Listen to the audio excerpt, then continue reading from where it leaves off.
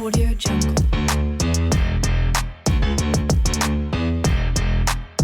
Hey friends, and welcome to another episode of Freedom Fridays. My name is Adante McCallum. I'm 24 years old. We're gonna go ahead and get started. So today we're gonna go over two long-term investments that I believe that we should get started in our 20s or as soon as possible. So this is the second time that I went ahead and reshot this introduction. So just really quick, this video is going to be kind of quick, but I didn't want to leave you guys hanging for Freedom Friday. So I do have two events this weekend that I have to get ready for. I have a bunch that I have to do to prep today, and then I still have to go ahead and edit this video as well. So, and plus a bunch of running around to do, and then a lot of prep that I have to do for these events that I'm decorating for. So I initially planned to talk about 4 different investment strategies, but I just didn't get to film. I just didn't get to film yesterday, so I just have to cut things where I can, but still produce, something to you guys. So I hope you learned something. I hope you guys start to invest in yourselves, and I hope that this helps you in any type of way. So let's go ahead and get started. First is a Roth IRA. It's an individual retirement account. So, your money will just sit in there and grow tax-free, and there's no deductions when you go ahead and take your money out. So you can contribute up to $6,000 a year. That's the max for any IRA. You can't touch it until you're 59 and a half. I say 60 just to be case, because I don't go around saying I'm like 23 and a half, 22, and I don't go by that. So I'm just going to say 60 just to be safe. So that way, by the time you take your money out, you're able to take out tax-free money. In this account, your money will compound. Think of it as, your interest earning interest. The money is just constantly being reinvested into itself. So it's a very passive account. It just works on its own. And it's one of the first investments one of the earliest investments that we should do. When you start your Roth IRA, it's important that you try to max out every year. It's actually very crucial. The more that you max out, the more money that you're going to have in your retirement, So try to hit that $6,000 annually. If you can break it down monthly, $500 times 12 months, that'll give you $6,000. But, if you can't do $6,000 annually, just go ahead and do whatever you can. And you get started now. The younger you are, the better it is, because your money will just continue to compound over time until, 59 and a half, 60 years old. So I was actually doing research. So if you get started on your Roth IRA before you turn 26 and you're able to max out $6,000 a year or $500 a month, assuming an 8% return, you will have $1 million by the time you retire, and that will be tax-free.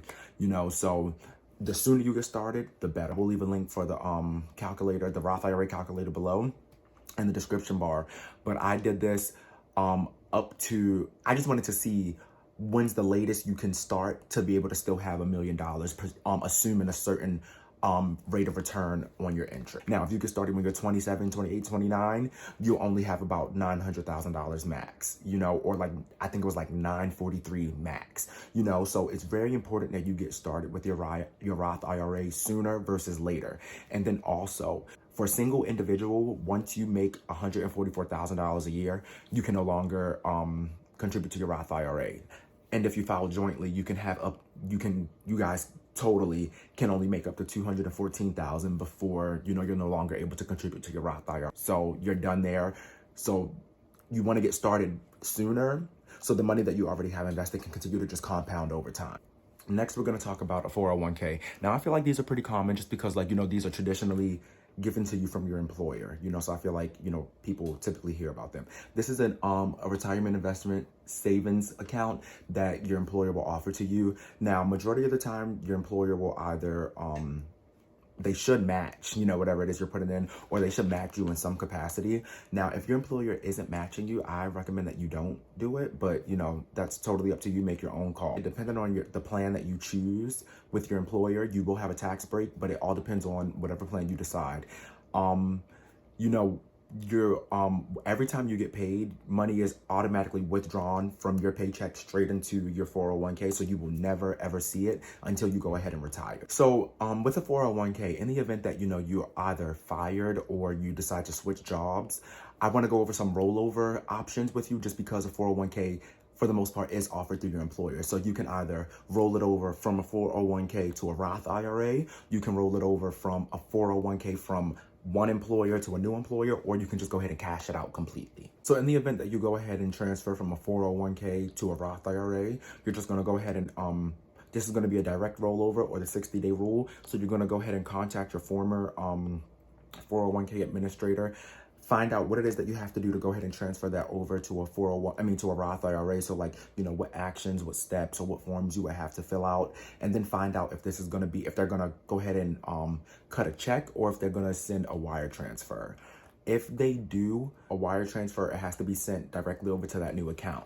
So before you find out if they're going to send it, for a wire transfer, you want to go ahead and contact new provider. So this is going to be the Roth IRA, and just find out where the wire transfer or the check should be sent, what should be included in it, where it should be sent, how much it is, who it should be made out to. But in the event that you want to go ahead and roll this over from an old employer to a new employer, you're just going to go ahead and contact, your 401k administrator. Let them know you want to do a direct rollover. Make sure, direct rollover. They're going to go ahead and cut a check to your new 401k, not to you, to your new 401k. You'll go ahead and deposit it, and bam, you're all good. As long as it's a direct rollover from an old plan to a new plan, there won't be any tax penalty. If you go ahead and decide to just cash out your money because, for whatever reason, you just want your money, you are subject to 20% tax to pay Uncle Sam.